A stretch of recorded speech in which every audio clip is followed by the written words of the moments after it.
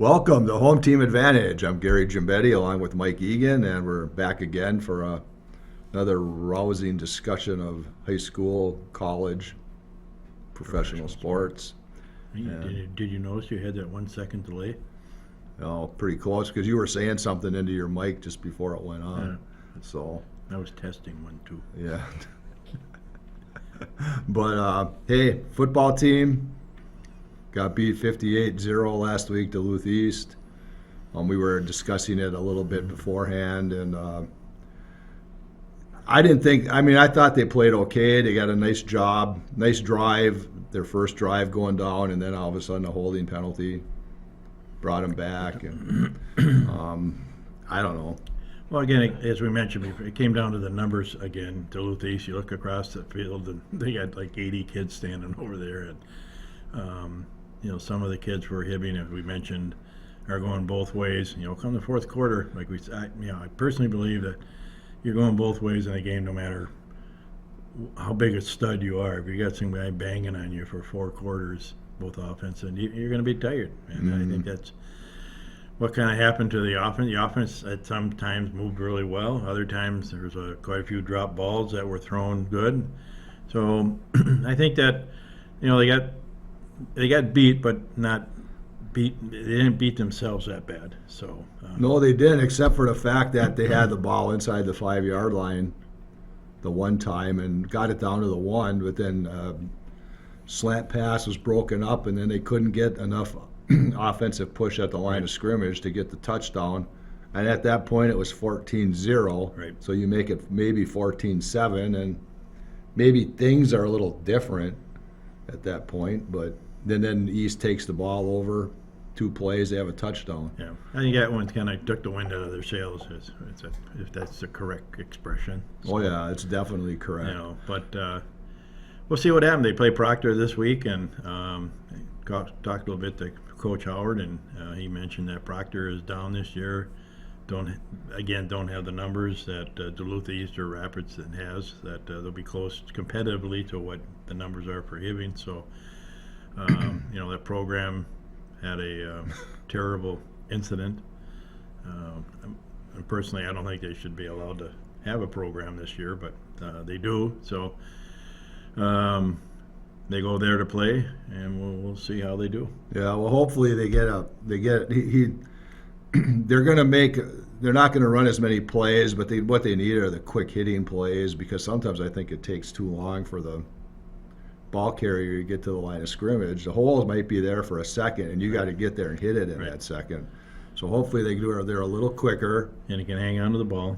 Yeah, well, they didn't turn the ball over. They dropped a few. Well, you mentioned it was 9 passes, I believe, that they dropped last week. And Bryson Larrabee did a fine job running and throwing, but your receivers have to catch the ball. And they also had some nice catches. And Trevor Von Brethhorst, I had a couple nice catches. And I'm sorry, but I don't remember who else. But there was a couple guys that did haul it in and gain some yards on it. So just hopefully it all works out tomorrow. It's not going to happen overnight. They're going to have to build on it, and they're going to have to hopefully get a few wins under their belt this year, and then this program can start building. Again, I talked to Coach Howard last night, and he was just giddy because they were actually on the new field last night practicing. And he said the spirit of the kids just went up 180% because they were able to actually get on that field and play. So, Well, now you said the track people have put a coat of resin down or whatever they put on it, and then they have to wait, and then they'll put another coat, and then supposedly there's going to be a game on that field. Right now, according to the athletic director Keith Turner, that they're hoping they'll play, I hope I get this right, the Wednesday of MEA weekend, and then also they're trying to move that to be their homecoming game. So it'll be a game plus give the opportunity for the public to see the field for the first time, for them to play on it for the first time. So it's the Doc Owens Cheever field is ready to go, that part of it, so. That's going to be good. And it was told by you and our producer that there'll be free admission that night. Free admission and they're talking about maybe having some type of procession before it so that the fans can, walk from the Lincoln or the team can walk from the Lincoln to the field. They did that a few years ago. It was really kind of fun because the kids got, people would line up the sidewalk and cheer them on as they walked, so. The only problem now is that they're in the locker room out there. So Yeah. Well, but it's about time that's taken place because that field house was built for that purpose. Correct. So and with they're just storing track stuff for, football gear or whatever they're doing. It's about time they finally get into that place. And the other good thing is that right now the field and track have come in under budget. So was told that as soon as the season's done here, they'll redo the bathrooms, the concession stand, and the press box. So Okay. So there's some other things that'll be done, hopefully within a year, to make it a top-notch facility. So. Well, it's just, and obviously, this is coming from my perspective, but it's just unfortunate that they couldn't get this started sooner Sometime. this summer. Yeah. I mean because they didn't start really laying the turf down until August. And hey, those guys did a marvelous job. Well, I understand you're a very important person in this community, but when the guy upstairs decides it's going to rain, it's going to rain. I can't care. stop Yeah, that. well, you're going to stop that. So That's you might have to write an article about it, but yeah, I could write an article about that. But yeah, no, that's the only thing. I mean, if we're talking July, and now you're talking 50 days out after the track gets whatever done to what's supposed to be done to it, then we're on it. We're on here sooner than maybe. But that's something positive because right now, after what I heard maybe earlier this week about nothing being played on there, and I was thinking maybe nothing was going to be on there. That was depressing. yeah, it would have been because it's all ready to go, and all you can do now is look at it. Yeah. So that's a little light at the end of the tunnel. So thank goodness, and I'm glad to get to practice on. It's like going to prom and looking at your buddy's girlfriend. Yeah. Yeah, going to prom by yourself. Yeah. Do they even allow you to do that? I Can you don't even know. go to prom by yourself? So, But no, that'll be fun. It'll be a fun night. It'll be, hopefully we're Well, they in can- a battle for a playoff spot at home. yeah, hopefully they can fill the stands. It'd be, and again, people are gonna. I think they need to get out and take a look at it because not only is it just a new field, but they redid the bleachers and redid some of the structure around there to make it a little safer for people to come out and watch. So And I heard they were out and there it'll be under the killing- lights. They were killing weeds. I Only- understand. They yeah. sprayed for weeds out there, and hopefully Yep. everything will look really I'm sharp. sure that some of the night. younger kids will be disappointed because the mound is not there anymore to go over and fool around and run up and down. So. Yeah. But yeah, it'll be nice. So, moving on, volleyball won their first. Won their first game the other night against Duluth Denfeld. Congratulations to Lauren Peterson and the team for that. Came close a couple of times last week, but just couldn't get over the hump. And they finally they played strong. Although they did have a 2-0 lead, and then Denfeld came back and won the next two, and then they Yeah, had to pull out the fifth game. AD Keith Turner mentioned that at the school board meeting yesterday. He said, won their first two. He said, boy, I'll be out here and gonna get to home early. Kind of like the tennis match last night. It went 6 hours. They played that tennis match last night at the U.S. Open. So, but yeah, good for them. You get that first one under their belt and build from there again. So. Swimming has a home meet tonight against Cloquet. They won their first dual meet against Superior. It'll be interesting to see this team because I haven't actually had the chance to see them yet. So, You said Rock Ridge is usually Grand Rapids maybe. I don't know how Rock Ridge is going to be Okay. this year. I honestly don't. I know they graduated a few seniors last year, so it'll be interesting to see what comes of that battle. And Grand Rapids is always strong. And Mesabi East has been pretty good over the past couple years too, maybe 3 or 4 years. So it should be an interesting section meet, and I don't know if there's any teams from the south or not, but It's kind of funny how you can, one school, a smaller school like Mesabi East, can excel, as in swimming as well as they do. mm-hmm. Do they get open enrollment? People can decide that, we're going to go swim there. Yeah, I'm going to stay out of that one. My job's too tenuous to start Ooh. going out on a limb there. But no, they've had really good divers over there, and they've had some fantastic swimmers. Yep. So I mean, that's more power to them. Tennis? They just keep winning. Good. I mean, they beat Superior the other day. They played tonight. I don't remember who. Maybe against Hermantown. And like you said the other night, he's probably playing for the Lake Superior Conference title, which really sounds weird because they've never really had a conference Right. until they moved to the Yeah, Lake LSC. Superior, yeah. Yeah, so that'll be interesting to see. I mean, they beat Rapids. They beat Cole. I believe they beat Cole K. I'm not positive. Superior and Duluth East. They beat, and so yeah, Marshall. He still has Marshall to play, and that might be it. Yeah. Well, if they can do well up here and are contenders for the Lake Superior Conference Championship, that's a feather in a cap for that program. So, Mhm.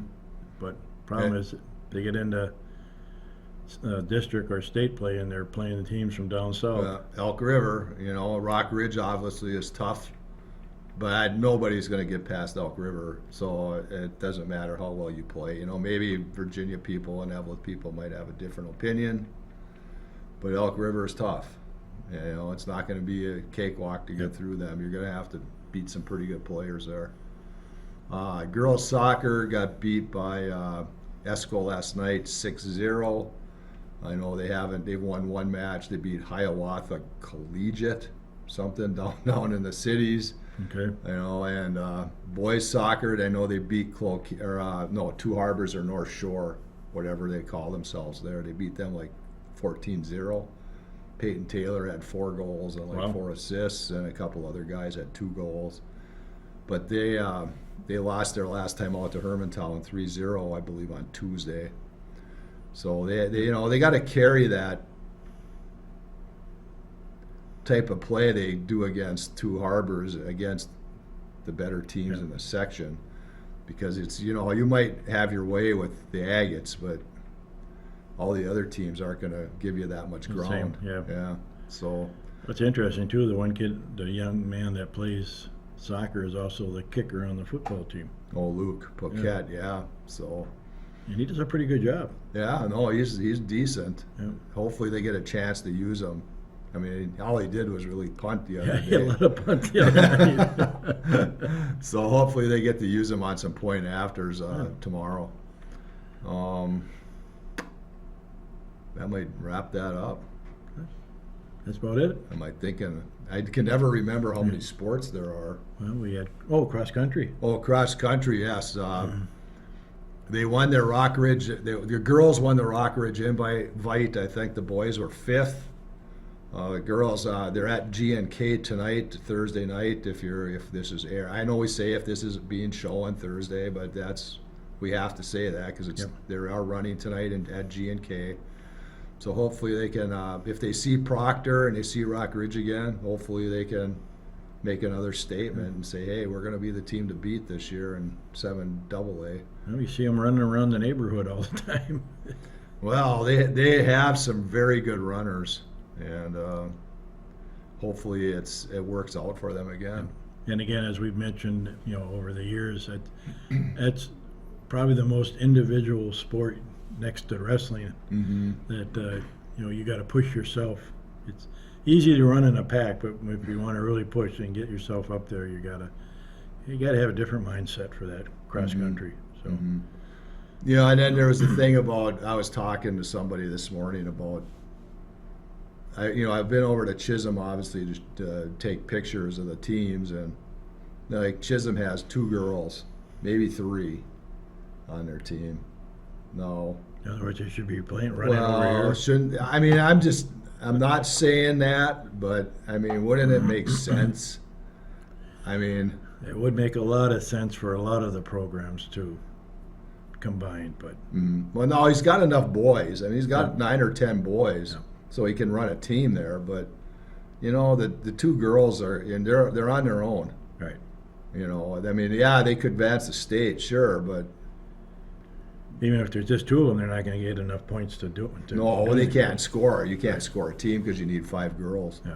to do it. But yeah, no, I'm not starting any controversies or anything. I like You just schools did. with their own identities. You want your own identity, that's Yes. fine. Yes. It never hurts I to mean, do that. You But, look at Virginia and Evelyn; they're still having problems over there with the Rock Ridge and well, that combination. But unfortunately, it's a sign of the times that eventually the future will have financially. It's just unable for a lot of the schools to do what they want to do. well, unless the population goes up drastically in the area, Yeah. I don't know. But to do that, you have to bring in. Well, I can't talk about that. Sorry, I can't bring that up. Well, to be realistic about it too, Gary, the mines are negotiating a contract right now. Who knows what's going to happen there? I mean, so when you say it affects the population up here, that's a big yes or no, or plus or minus, I guess, Yeah. however you want to put it. So, Yeah. All right. Well, what do you want to start with? The Twins? how about the Gophers? Took care of business. Gophers. Yes, look good.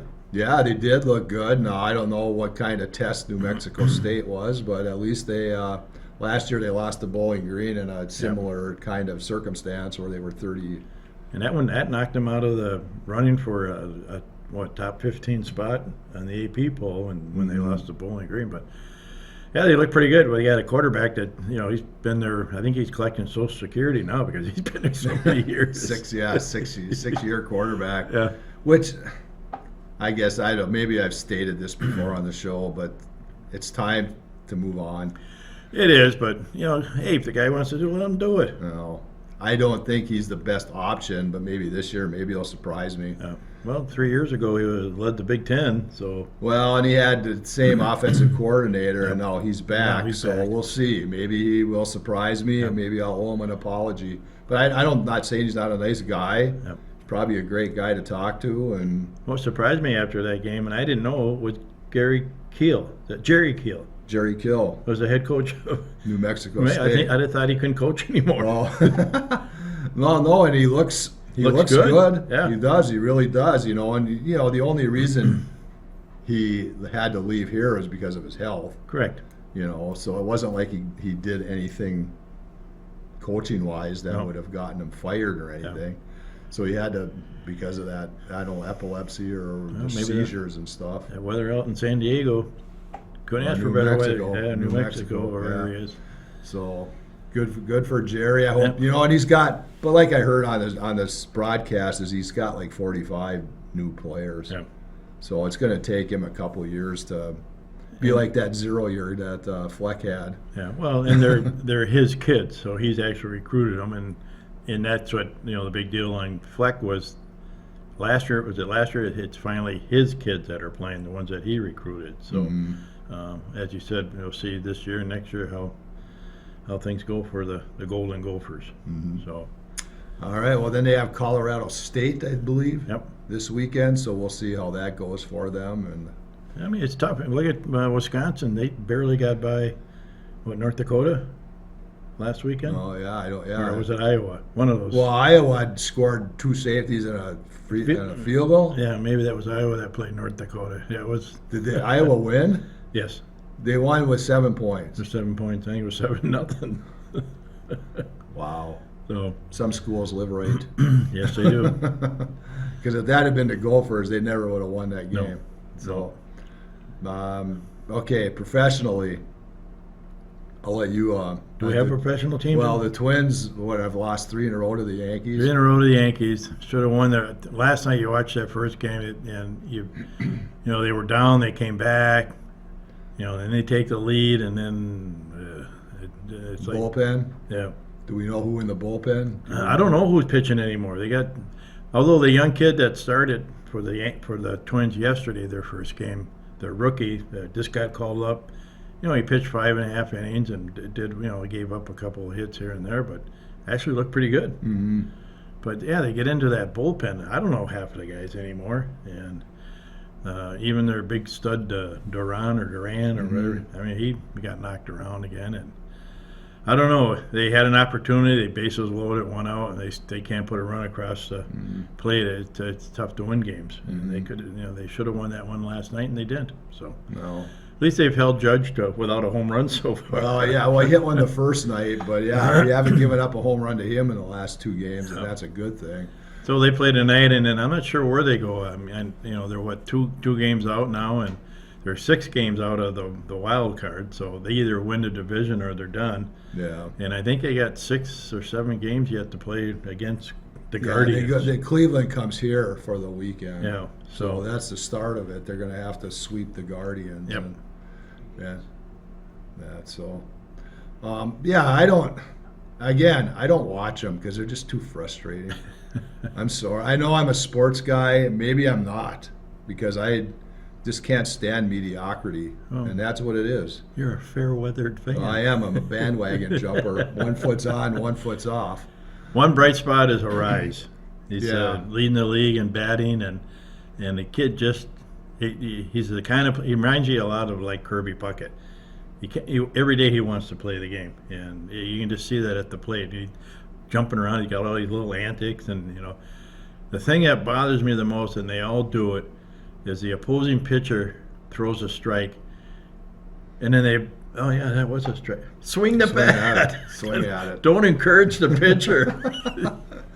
But yeah, no, it's just too frustrating. Yep. Which brings us to the most frustrating team in the state. Minnesota Vikings open their season Go Vikings, Sunday. run up the score. 3:15 against the Green Bay Packers. Yep. How bad is that one going to be? I don't know. The thing that I'm worried about is that they're going to start all their so-called starters now, who haven't played in 3 games with each other. So it's actually a preseason game for them.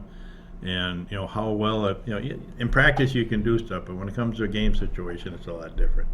So are they going to be able to? How do they put it? The receivers and the quarterback. Oh, it'd be in Is sync? the timing going to Yeah, be there? they're gonna be- Yeah. So. Well, and remember, Green Bay didn't play anybody either. So both teams are kind of in the same boat as far as that goes. Yeah, but they got the football god playing for them. That's the issue. I mean, it's He's right looking there. more and more like the Messiah. He's got the hair coming out the back of the helmet now, And he's drinking taking that ayahuasca stuff. Yeah. Yeah, that sounds really good. He had to be 100% to start the season. Isn't that a drug? I don't know. I mean, He's Aaron Rodgers. I know. He can get do- away with it. He can do whatever he wants to He'll do. be as high as a kite, but that's all right. He'll probably still fine. Although he doesn't have many receivers, or at least No, he any doesn't- good ones. Doesn't have the receivers he's had in the past, but now and again, I was watching our competitive station the other night, ESPN, and they did mention us a few times, but they were talking about him being, he's going to win his next NFL Player of the Year, and is it 3 in a row or whatever it's going to be? But I don't know. I just don't see it. No. I don't think he's as well liked by his teammates as he would like to be. With all the controversy that he's had over the last 2 years. So, a lot of guys, that only takes one guard to go, whoops. I missed that block, didn't I? Oh boy, that would be something. Yeah, Boy, that'd be fireable right there. Or terminate the contract. But yeah, I know what you mean. But it'll be interesting to see how this new 3-4 defense works for the Vikings, and I'm trying to think of the gentleman's name that came over, the linebacker from Green Bay. Zadarius Smith. How well he's going to play, because that's actually his first game too. Mm-hmm. So, Yeah, what's the over/under of how many guys get hurt? oh boy, I don't know. I mean, I hate to say that, but I mean, Daniil Hunter hasn't actually been the healthiest No. Viking. Zadarius Smith has had problems in Green Bay. Yeah. Who knows? I mean, just so they finish to get through a game. Just to backtrack, now that you mentioned it up just a little bit about the Twins, how disappointing is it that every guy that they traded for has a problem? I mean, Yeah. their pitching staff is decimated because two of the guys that they traded away good picks and future draft can't throw anymore. Yeah, that's on the front office there, big time. Well, I'm sure that San Diego and wherever where that other guy come from, Cincinnati, their front office has got to be chuckling under their breath because they got rid of a damaged goods. Goods, yeah. You got something nice in return. That's Yeah. like trading your Volkswagen in for a Cadillac. Yeah. You know? So And we're not downplaying Volkswagens. but- no, they're probably more expensive now than a Yeah. Cadillac. But hey, I wanted to bring up obviously this past weekend we had the Northwest and the Labor Yes. Day shootout. Congratulations to all the drivers. I think Saturday night your son Michael won the Hornets. Yep. Cody Carlson won the B mods. Dave Moss won the Super Stocks. And there goes my hand up to my. Right. Well, almost made it through the whole show. Yep. Shane Sabraski won the Super Stocks and late models. And then you had I can't. Kelly Esty won the track championship, and Yeah, Michael won it for the Hornets. Hornets. I'm trying to think the other, or Finkbone. Finkbone won the Pure Stocks. I think Tristan Labarge The Barge won it for Supers Supers. So and that, and I'm blanking on it. But then Saturday's winners too. Skeeter Esty won another title. Tyler Kintner finally got his first one, and then Sabraski won in a different class that night. He won Supers. No, he won mods, and then he won Supers on Friday or Saturday. I mean, Northwest. Ryan Rieden, congratulations to him. He beat Tyler Peterson, I believe. Wait, no. Well, I know he was a Peterson. I can't remember his first name. But he won. And then seniors was won by Joe Bollant from Buffalo. And the super seniors was Rick Stark, who was, I think, a 1972 grad of Hibbing. nice. So congratulations to all of them. It was a great weekend. Great nice weather for it. Oh, couldn't have had a better weekend. I don't know if it's ever been that warm for the Northwest the last few years, but yeah, no, that's the way to play golf right there. Run into Kevin out at the country club. He was there, yes. You invite him to the show? No, I didn't. No.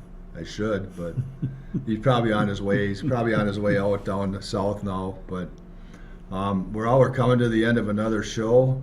For Mike Egan, I'm Gary Gimbetti, and thank you for watching Home Team Advantage. We'll see you next week.